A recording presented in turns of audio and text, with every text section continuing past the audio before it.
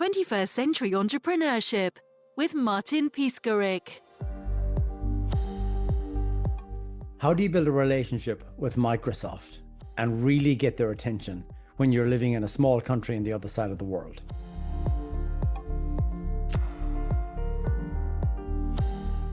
Hi, my name is Denis O'Shea. I'm the founder and CEO of Mobile Mentor. We're a technology services company. We're very soon about to rebrand to just Mentor. And we work with organizations who are looking to unlock the full potential of the technology they have invested in.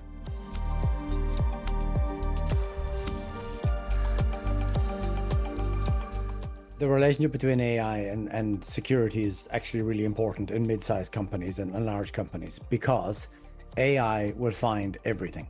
So if companies have data that is not secure or not classified or not labeled as sensitive information, employees are going to find it.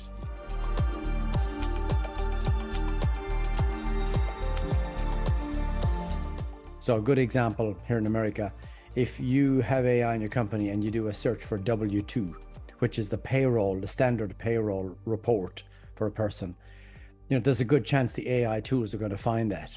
Or if you search for draft offer letter or employment agreement or a performance improvement plan or something like that, there's a very good chance that something embarrassing is going to get found, or some customer information or some financial data or tax data. So what most companies don't realize is that all the data they've saved over the last years and decades is now exposed to AI.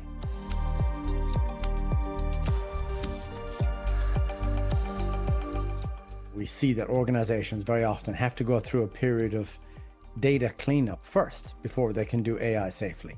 They've got to get their data usually in the cloud, so it can easily have policies applied to it and some privacy labels or confidentiality labels. And then they can allow AI to happen safely and securely without the risk of breaches, privacy breaches or customer breaches.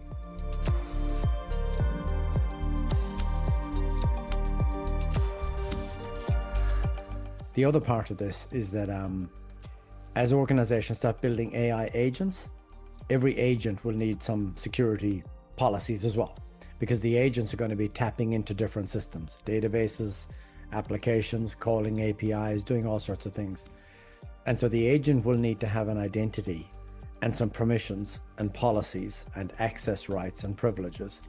And if that's not set up correctly, we're going to have situations where agents go rogue, or they're accessing too much information, or taking information and using it inappropriately. And the thing that I worry about is, as we develop agents as a society and in the workplace, we're going to end up with this mushroom cloud of agents. Like right now, we're in the very beginning of that journey. People are developing one or two agents. Gartner, the IT research analyst, is predicting 100 agents per knowledge worker in the future, in the next few years.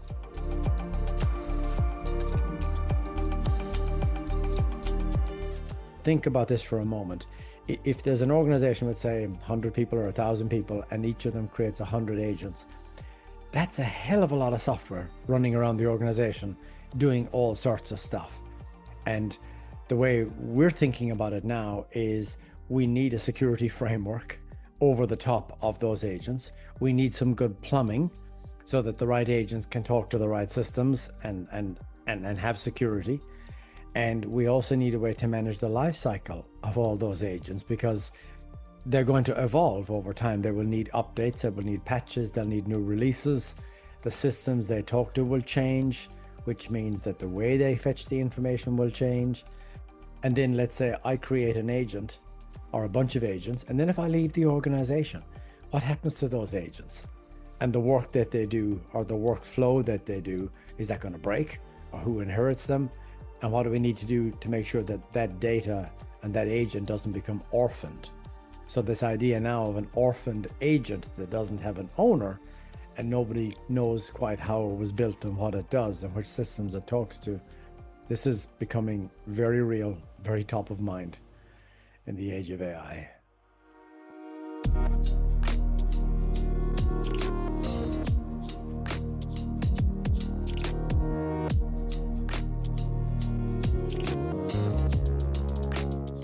So today our organization helps customers to deploy AI securely, safely, and in a way that it can scale.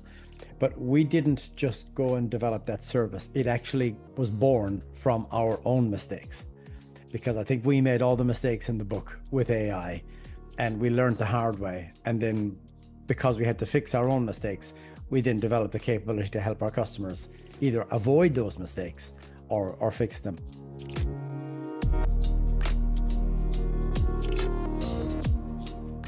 We started with AI maybe 3.5 years ago. As the CEO, I was the champion, I was the evangelist, not because I was a big user, because I'm still not, but because I could see this was a really important skill for us to learn as an organization. So I was running competitions and incentives and awards and all that for people to find good use cases and start using AI in small scale. And we really got into it. And I think we deployed Microsoft Copilot to about 2/3 of the organization. So we had a lot of people using it. And then we got in a bit of trouble because we realized we hadn't really defined who should get AI. We hadn't understood the way we work well enough to figure out how we would work differently with AI. And we hadn't done the analysis, the business analysis, to figure out why and where and who should be using AI. Then the biggest issue was we did a data scan, and we found that we had 33,000 sensitive data files that were overexposed and overshared in the organization. So that was a holy shit moment, because we had to do some rapid work to classify the data, apply some sensitivity labels, and make sure that sensitive data would not show up when you write an AI prompt. So that was painful. And then we found also that we were reasonably good at using AI in the browser. We were really, really bad, really poor at using AI in Excel to do analysis, using it for designing PowerPoint, using it for Word documents and all that. So we had to do a wave of training to get ourselves up to speed.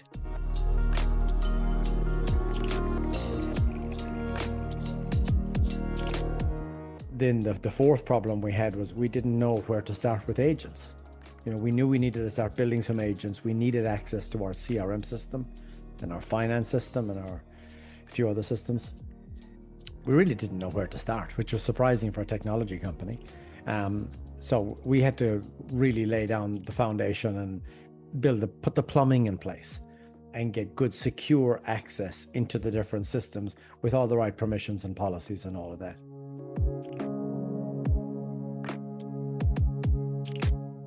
And then probably the most embarrassing part was the conversation I had with our board. Our board asked me, they said, look, you've been deploying this AI technology for a while now, and you've given it to most of the team. How's it working out? And I really didn't have an objective answer. And the second question was, should we give AI to everybody in the company? Or should we pull it back and say that was an experiment, but didn't really work, and we're going to save some money? And I had no answer in between those two extremes. Stop it all or give it to everybody. I had no way of measuring how much of a return on investment we're getting from AI. That was embarrassing. So we had to figure out a way of calculating the value of each task we do and understanding how it changes with AI and whether we were saving money or making money.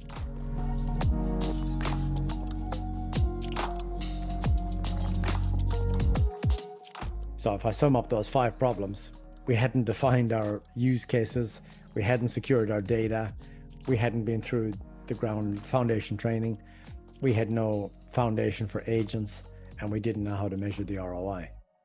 And so because of that, we had to hire some people and bring in the right skills and learn the right skills to solve those problems internally. And then we started doing the same for customers. And that has become an important service for us now. We call it AI mentoring, where we go through this program with customers and help them with those 5 things: use cases, data, training, agents, and ROI.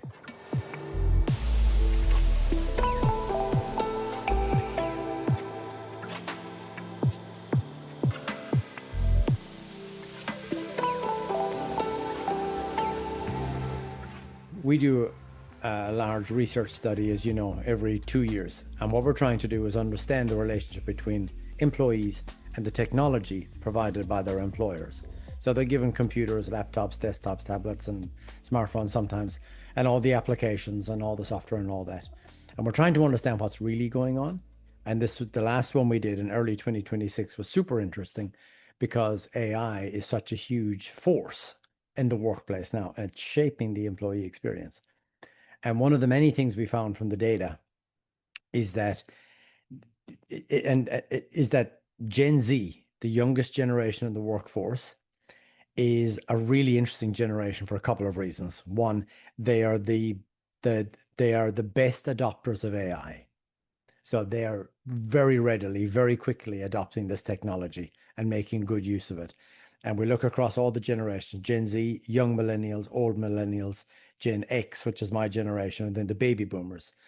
And the AI adoption is inversely correlated to age. So the younger workers are using it more, older workers less. No surprise there. The surprise is that if you put friction in front of young workers, if they perceive that there's too much security or their work processes are clunky, they will work around those processes and work around that security very, very quickly in a way that the older generations don't. So we look at across all the ages. Gen X, my generation in particular, and the baby boomers are very compliant and well behaved and will follow company policies. Gen Z, the young generation, they will just find another way, another tool, another system, another process of doing what they want to do and completely bypass the company security. So they present a huge risk to organizations that have sensitive data. So like healthcare, finance, banking, education, government. Gen Z presents a risk to the data, but an opportunity because they are going to figure out how to work better, smarter, faster with AI. So there's so much we can learn from Gen Z, but we also have to be careful that they don't get our organizations compromised or hacked or leak our data. And I feel very passionate about this because the more we understand Gen Z, the better we can predict the future. So when we did our first study and we first spoke in 2022, Gen Z was a tiny group in the workforce, just a very small group. And they came into the workforce during COVID and they had a terrible onboarding experience. They basically joined organizations. They were given a laptop and told, go home. We don't want you here in the office. Or they received the laptop, in the post, and they had a remote setup experience and they were working remotely and trying to learn, how does my company work and what's going on here? And it was very, very challenging for them. By 24, there was more of them in the workplace. By now in 26, there's a lot more. And we do this study every 2 years, and we'll keep doing it at least until 2034. Why 2034? Because that's the year when Gen Z will be the largest group in the workforce. All the baby boomers will be gone. A lot of my generation, Gen X, will be gone. And Gen Z will be the largest group. And a lot of the Gen Zs will be in management and leadership positions by then. So they will be shaping the workforce. So the more we understand about their behaviors and their preferences and their patterns now, the better we can predict and prepare for the future and get ready for that future workplace, which will be AI everywhere, of course, led by Gen Z. That's a scary thought for some people. It's also a very exciting thought because they are going to do things differently. They're going to turn it upside down. They're going to remake it. They're going to reinvent it. And we have to learn how to give them the space to do that, empower them to do it, but with some guardrails so that privacy, we don't breach privacy, the personnel information. We don't leak customer data. So I feel like the leaders in business today have to put the right guardrails in place, the right plumbing in place, so that Gen Z can be empowered to do their thing without friction.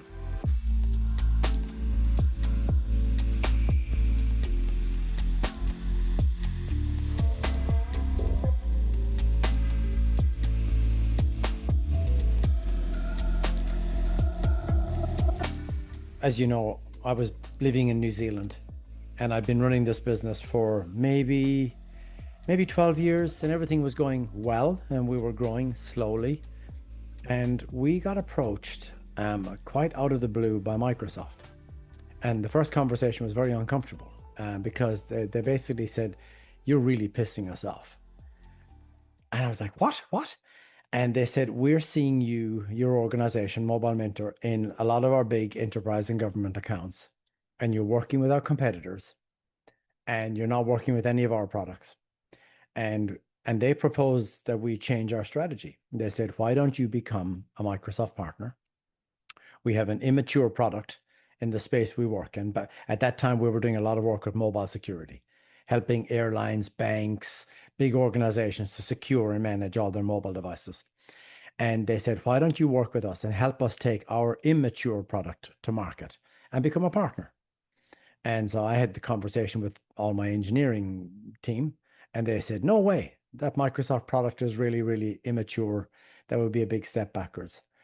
And I don't often overrule my team, but I said on this one, I said, "Guys, we're going to go with this, not because of the technology. It's got nothing to do with the technology. It's the power of the partnership with the largest IT and software company in the world." So we said yes, but we said yes in a way that we asked ourselves I asked the team a very difficult question. I said to them, "What would it take for us to become the best in the world at this new technology from Microsoft?" It was called Intune, and it can be used to manage all your desktops and laptops and tablets and smartphones and all of that. I said, "What would it take for us to be the best in the world?" And we grow and we learn as this technology evolves and matures, and we become a significant player in this space and try and get Microsoft's attention. So they open the door and they bring us into some of their customers. And the team was like, "Oh, we could never do that." And I said, we can do this. We can do this. But it was very challenging because we were in New Zealand, which was basically as far away from Microsoft headquarters as you can possibly get. But we focused on that, and every day we asked the question, what else? What do we need to do to become the best in the world? And then eventually we won Microsoft Global Partner of the Year award. And that changed everything because now, still to this day, and over the last 5 years, they introduce us to all their biggest customers. So we now work with Microsoft's biggest customers around the world doing this work, and we get so many amazing leads and referrals and so much respect from that. It has changed the trajectory of our business. And I'm super proud of our engineering team and what they've been able to do. But the thing I would like to share is that along the way, of course, we had to say no to 99 things so we could keep saying yes to one thing every day. Not just yes, but hell yes. We're going to do this one thing. We're going to focus on this one thing. It is super narrow. And we're going to do this for 10 years and try and make a living out of it. Try and become the best in the world at that one thing. Say no to the other 99 things and all the distractions and all the opportunities that come along when you're an entrepreneur. And that strategy paid off for us. And now, of course, we can expand. We don't just have to be that narrow. Now we work in security and AI and other areas. But we usually get an introduction to the customer because of that very deep expertise in that one technology. So the way I think about our organization now is a T-shaped organization. We're super deep and narrow on that one technology called Intune, but then we can go broad across the top and work in security and AI, as I mentioned, and identity and other areas. We do not need to be the best in the world at those other technologies. We need to be good, very good, but we get a foot in the door because of that one thing where we're really narrow.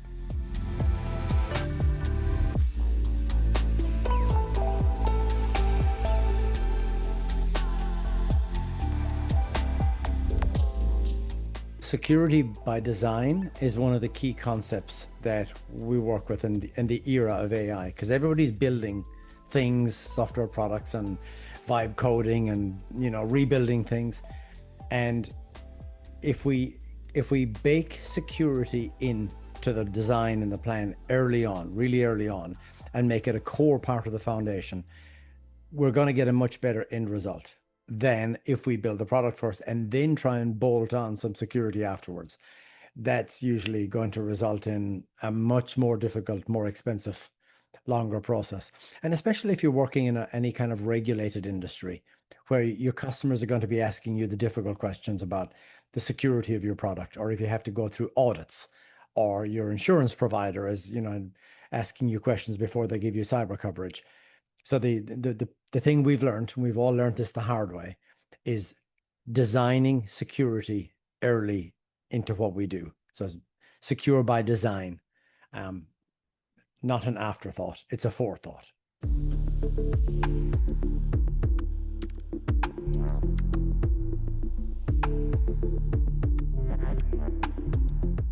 The future around AI is super interesting because if we think about another industry that everybody knows very well, security, right? We have all been inundated with security in our lives since 9/11. We realize that the world has a lot of bad actors, and we've seen cybersecurity explode. And most large organizations have 52 security tools. 52 security tools. It's crazy. And the reason they bought so many is because they were under attack. Like every day we get so many SMS phishing attempts, we get so many spam emails, we get so many attempted hacks and people trying to break into our systems. So we buy all these tools to protect ourselves. I'm predicting, and I hope I'm wrong, but I'm predicting that most organizations will end up with 52 AI tools. It will not be because of fear of getting hacked. It's fear of missing out. It's FOMO.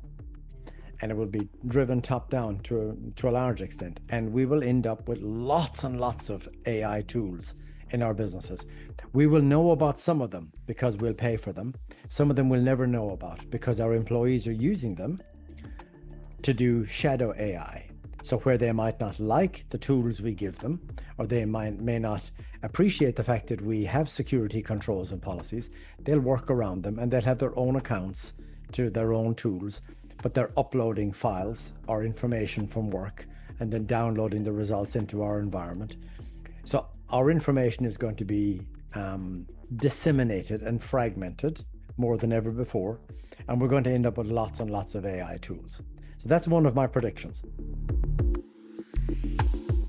If we now think, what does that mean? It will lead to three problems.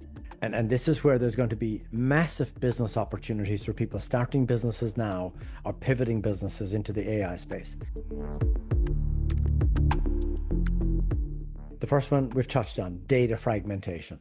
All the company's data splashed across all those AI tools, and God knows where it is and how it's being used and where it's showing up and where your company data is training large language models or getting leaked out into public large language models. So managing our data, being able to secure it, classify it, apply labels, that's a mountain of work. Problem two will be AI agents. There's going to be a mushroom cloud of AI agents. There's going to be a huge number of them talking to all our systems. Some of them might be built with the ChatGPT platform, some with Copilot, some with Anthropic, some with, all the different platforms. And we're going to end up with a very complex environment in the workplace. And we need some control plane, some way of managing all these hundreds of thousands of tens of thousands of agents that are going to grow and evolve inside these organizations. It's going to become very, very complex.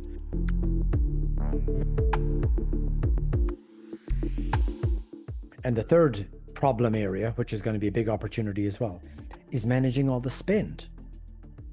Because we started out with thinking AI is free. We all had free accounts. And then we said, okay, maybe I will pay to get some additional features. And now we're seeing the shift just in the last month to consumption-based billing. So if you're using co-work, you're buying tokens. And some other systems will charge you in different ways, maybe to access their system or call their API, whatever. So now any one vendor like Anthropic or Copilot might charge you one fixed monthly fee to access, say, Copilot or Claude. And then you get consumption-based charges for using their tokens to do your vibe coding or automate your workflows or whatever. And then if you're building AI in any of their systems, then you're getting different charges for using, say, if you're building in the Microsoft environment, you might have SQL charges and Foundry and Fabric and all this. So you're going to get lots of different costs coming at you from each of these vendors. Now you've got to reconcile all these costs, make sense of them, and figure out how do you attribute some of those costs to your different cost centers. How do you show like each of your departments, here's your costs from last month, from all the tools and all the tokens and all the API calls and all the subscriptions, and here's the cost based on what your employees consumed. Pulling all that together, making sense of it, reconciling it, and fitting it into the enterprise budget, man, that's a big problem. So the 3 problems I think we need to solve: manage the data, manage the agents, manage the spend.